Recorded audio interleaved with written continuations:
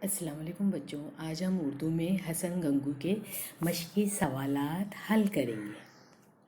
तो बच्चों, सवाल है जुमले दुरुस्त करो। पहला है रहता था एक ब्राह्मण।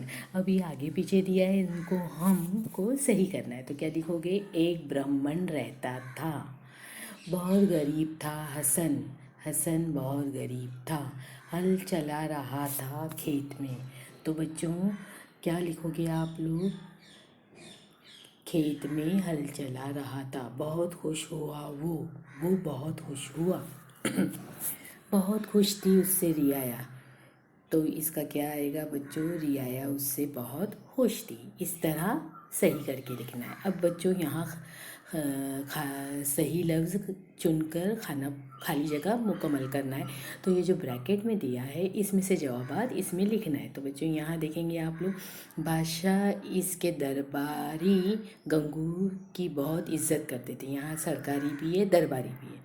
वो बहुत मेहनत ईमानदारी से काम करता था। ईमानदारी से काम करता था ना बच्चों, चालाकी से नहीं।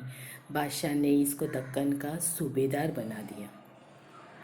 इसकी वफादारी और दयानतदारी लोगों को याद आई।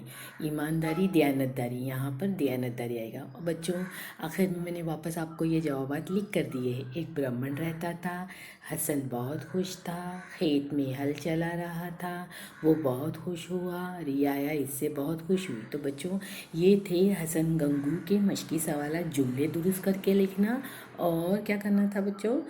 सही लफ्ज़ लिखना था। Thank you.